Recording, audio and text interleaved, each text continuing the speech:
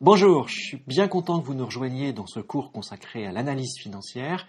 On va passer ensemble 6 semaines consacrées à ce sujet. Même si aujourd'hui vous n'y connaissez pas grand-chose à l'analyse financière, vous verrez dans 6 semaines, vous en saurez beaucoup plus et vous serez capable par vous-même de mener à bien une analyse financière d'une société ou d'un groupe.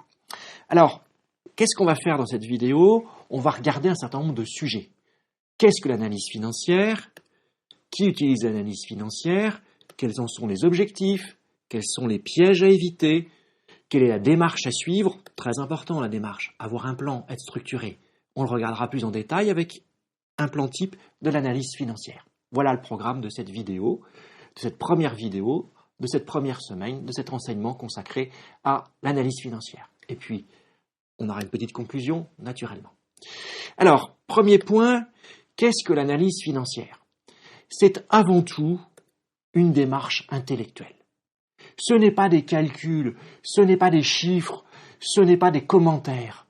Certes, on fera des calculs, certes, on fera des commentaires, certes, on manipulera des chiffres, mais fondamentalement, c'est une démarche intellectuelle. C'est un processus de réflexion qui va nous amener à découvrir des choses intéressantes. En effet, dans une analyse financière, on va se poser des questions. On verra ensemble au cours de ces 4 semaines de cours quelles sont les questions qu'on se pose. Pourquoi se les pose-t-on? Et pourquoi se les pose-t-on dans cet ordre-là? Donc on va se poser des questions. S'étant posé des questions, on va aller trouver des réponses. Pour trouver des réponses, il va falloir en fait déjà mobiliser des concepts, mobiliser des outils. Et puis il va falloir aller chercher l'information, la trouver. Peut-être qu'on ira la trouver dans le compte de résultats, dans les annexes des comptes, dans le bilan, dans le tableau de flux de trésorerie, ou en dehors des documents comptables qui constituent la matière première privilégiée de l'analyse financière. Peu importe. Ces questions nécessitent des outils. Ces outils vont nous permettre de trouver de l'information qui vont nous permettre de répondre à la question qu'on s'était posée. Et donc, on aura progressé dans notre compréhension de l'entreprise et on pourra passer à l'étape suivante. D'une certaine façon, si je résumais l'analyse financière, c'est comprendre le passé, tel qu'il est reflété par les comptes de l'entreprise, pour diagnostiquer le présent et s'efforcer naturellement de prévoir l'avenir. On ne fait pas d'analyse financière pour le simple plaisir de faire une analyse financière, sauf dans ce cours, bien évidemment. On l'a fait parce qu'on a une idée derrière la tête, on a un besoin. Et en effet, qui est-ce qui utilise l'analyse financière? Eh bien, en fait, quand on réfléchit à ce sujet, il y a une pluralité d'intervenants, d'acteurs qui utilisent l'analyse financière. Les premiers auxquels on peut penser, ce sont les prêteurs, des banquiers, des fonds obligataires qui vont prêter sous des formes ou une autre de l'argent à une entreprise et qui se disent « moi, je suis prêt à prêter, mais je prête parce que j'ai une certaine assurance que l'entreprise, le moment venu, paiera les intérêts en temps et en heure, remboursera les intérêts en temps et en heure. » Et c'est la première préoccupation de ceux qui font l'analyse financière, ou d'une partie de ceux qui font l'analyse financière, c'est de comprendre comment l'entreprise pourra ou ne pourra pas rembourser les crédits qu'on lui accorde aujourd'hui. Donc, première famille de gens qui s'intéressent à l'analyse financière, les prêteurs. Deuxième famille, l'entreprise elle-même. Le directeur financier d'une entreprise, le trésorier d'une entreprise plus importante, lorsqu'il va négocier ses crédits avec sa banque, vaut mieux qu'il ait fait une analyse financière de sa propre société avant, parce qu'il se met ainsi au même niveau que son interlocuteur, le chargé commercial dans l'agence bancaire. Il saura les points forts et les points faibles de son entreprise, et c'est quand même beaucoup plus agréable comme position de négociation, beaucoup plus confortable que de savoir vos points forts et vos points faibles quand vous discutez avec celui qui est susceptible de vous dire oui ou non dans la décision d'octroi d'un crédit. Donc non seulement les prêteurs, l'entreprise elle-même, évidemment les actionnaires ou l'investisseur qui s'interroge à trouver de nouvelles entreprises dans lesquelles il souhaitera devenir actionnaire et il se demandera est-ce que cette entreprise-là, ça vaut la peine que j'en devienne actionnaire? On verra ensemble plus tard que l'analyse financière ne suffira pas à lui apporter une réponse définitive, mais en tout cas, c'est un passage obligé. Il faudra effectivement qu'il regarde l'évaluation de l'entreprise, et ça, c'est un autre cours. Et puis, Personnellement, je ne saurais trop vous inciter. Si un jour vous cherchez à changer d'employeur ou si vous cherchez votre premier employeur, que vous avez commencé des contacts qui se passent bien, eh bien, allez donc faire une analyse financière de l'entreprise qui est peut-être votre futur employeur. Ça évitera ce que j'ai connu de jeunes étudiants en janvier 2008 qui, sans faire ce travail pourtant intéressant, ont signé avec une grande banque américaine à Londres, Lehman Brothers, pour les rejoindre en avril et se retrouver être licenciés au mois de septembre parce que l'entreprise, comme vous le savez, Lehman Brothers, avait fait faillite. Donc l'analyse financière est intéressante, quelle que soit la préoccupation que l'on peut avoir. Préoccupation d'un prêteur qui veut récupérer un prêt, d'un investisseur qui veut savoir si l'affaire dans laquelle il songe à investir est une affaire qui vaut la peine de rentrer dans son portefeuille, préoccupation du directeur financier qui veut s'armer dans ses discussions, se mettre au niveau de ses interlocuteurs bancaires, préoccupation de celui qui travaille dans une entreprise ou qui rêve de la rejoindre et qui cherche à éviter, évidemment, de rejoindre un canard boiteux ou une entreprise condamnée. Quels sont les objectifs de l'analyse financière ? En fait, dans tous les objectifs, si on y réfléchit bien, on peut les classer en deux grandes catégories. Première famille d'objectifs, c'est la capacité de l'entreprise en temps et en heure de faire face à ses obligations de paiement qui naissent de crédits qu'elle a pu solliciter à un moment donné. Et donc ça, c'est la préoccupation des prêteurs, que ce soit des fournisseurs, que ce soit des banques, que ce soit le marché obligataire, peu importe. On a une préoccupation, récupérer ce que l'on a prêté à l'entreprise en temps et en heure. Deuxième type de préoccupation, c'est plutôt celle des actionnaires, ou celle que j'évoquais tout à l'heure, des salariés. L'entreprise va-t-elle, dans la durée, être capable de créer de la valeur, c'est-à-dire de survivre et de ne pas disparaître ? La bonne nouvelle, dès cette première semaine, dès cette première vidéo, c'est que quelle que soit la perspective que j'ai de prêteur ou d'actionnaire, en fait, la démarche va être la même. Il n'y aura pas deux démarches, il n'y en aura qu'une seule. On aura une seule démarche, un seul plan, on utilisera les mêmes outils, simplement, c'est au niveau de la conclusion que l'on différera. Et on aura deux conclusions différentes selon les deux finalités que l'on peut avoir, une optique de prêteur, une optique d'actionnaire. Ça nous simplifie grandement la démarche, le processus d'analyse financière. Maintenant, quels sont les pièges à éviter ? En fait, le premier piège, c'est un piège dans lequel il est malheureusement très facile de tomber lorsqu'on débute en analyse financière. Quand vous débutez en analyse financière, vous êtes un peu comme la poule dans la basse-cour qui découvre un couteau. Vous ne savez pas, elle ne sait pas par quel bout prendre ce couteau. Eh bien vous, en analyse financière, très souvent, si vous n'êtes pas guidé, ce qui va être le cas dans ce cours, donc rassurez-vous, si vous n'êtes pas guidé, vous ne savez pas où donner de la tête, vous ne savez pas par où commencer, par où finir, par où passer même. Et vous allez enchaîner les remarques peut-être pertinentes, mais sans logique, sans structure, sans lien. Et votre travail ne sera pas fameux. Car vous croirez, deuxième piège, que parce que l'analyse financière s'appuie principalement sur des documents comptables, il suffit de commenter le bilan, puis après on commentera le compte des résultats, et puis éventuellement le tableau de flux de trésorerie s'il y en a un, et puis on aura commenté les trois principaux tableaux comptables et on aura fini. Non. Non. L'analyse financière est une démarche intellectuelle dans laquelle on se pose des questions et on mobilise des outils, des concepts pour aller trouver l'information qui va nous permettre de répondre à ces questions. Et puis, une fois qu'on aura répondu à une question, on passera à une question suivante qui s'enchaîne logiquement. On n'est pas là pour faire du commentaire des tableaux. C'est un piège dans lequel il ne faut pas tomber.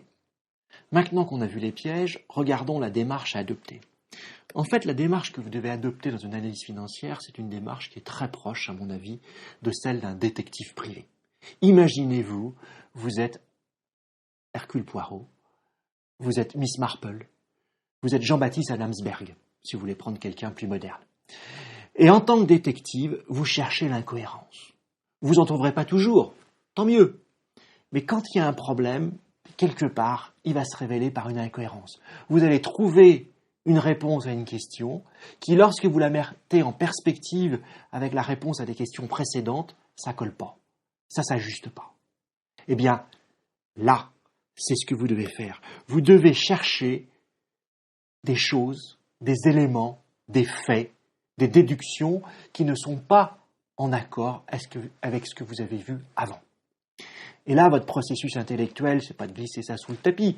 Votre processus intellectuel, c'est de revenir alors en arrière, de vérifier que vous aviez bien répondu à la question la fois précédente, que ce n'était pas une erreur de calcul, une erreur d'interprétation, vous avez pris le mauvais chiffre dans le mauvais tableau. Non, vous n'étiez pas trompé. Et donc là, vous êtes en train de lever un lièvre. Et quand c'est pas logique, c'est qu'il y a un problème.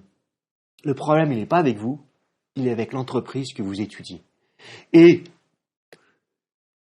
si c'est une erreur de calcul, vous la corrigez. Mais si ce n'est pas une erreur de calcul, il faut que vous creusiez. Il y a peut-être un lièvre, effectivement, un problème qui vous avait échappé jusqu'à présent qui est en train d'apparaître. Donc, l'analyse financière, ce n'est pas le royaume des analystes financiers, c'est le royaume des détectives privés. Avouez que c'est quand même une façon plus sympathique de présenter la matière. Maintenant, vous n'oublierez pas, à chaque fois que vous avez une réponse à une question, vous devez vous dire, est-ce que ce que je viens de trouver, c'est cohérent, c'est logique avec ce que j'ai vu avant? Si oui, vous continuez, sinon, vous vous arrêtez et vous résolvez le problème. Je me permets d'insister, parce que c'est comme ça que l'on fait une analyse financière efficace, et c'est comme ça que l'on progresse, et c'est comme ça que l'on détecte les problèmes. Dernier point, aujourd'hui, dans cette vidéo, le plan type d'analyse financière. Vous avez besoin d'un plan type, j'ai besoin d'un plan type, nous avons tous besoin d'un plan type pour nous guider à travers l'analyse financière, pour nous donner confiance en nous-mêmes, dans notre propre capacité, pour ne pas se perdre. Ce plan type, en fait, il est extrêmement simple. Et je vais le résumer en 4 morceaux. Première idée, une entreprise ne peut pas être viable dans la durée si elle n'est pas capable de vendre ses services ou ses produits à ses clients à un prix plus élevé que le prix de revient de son produit ou de son service. Et donc, la première partie de notre analyse financière, on commencera à regarder l'analyse des marges ou l'analyse de la création de richesse par l'entreprise, sa capacité à vendre plus cher ses produits et ses services qu'ils ne lui coûtent. Mais si on y réfléchit, on ne peut pas dégager des marges, créer de la richesse, si on n'a pas auparavant investi. Et donc, la deuxième semaine sera consacrée à l'analyse des investissements. Et on verra ensemble qu'en finance, il y a 2 grandes catégories d'investissements. On regardera comment porter un diagnostic sur eux. Faire des investissements, me dites-vous, pour faire des investissements, pour les réaliser, j'aurais besoin de trouver des ressources, j'aurais besoin de trouver du financement. Eh bien, ça va être ma 3e partie. Dans ma 3e semaine, ensemble, nous analyserons la façon dont l'entreprise s'est financée et nous porterons un diagnostic sur son financement. Une fois qu'on a fait ces 3 étapes, première semaine de marge, 2e semaine d'investissement, 3e semaine de financement, en fait, on va pouvoir porter un diagnostic sur l'efficacité de l'entreprise, efficacité appréciée d'un point de vue financier. C'est-à-dire qu'on va regarder ce qu'on appelle la rentabilité de l'entreprise, dont on verra ensemble que c'est la synthèse entre d'un côté des marges qui nécessitent des investissements qui doivent être financés. Autrement dit, les 3 parties précédentes. Et ça nous permettra ensuite de conclure.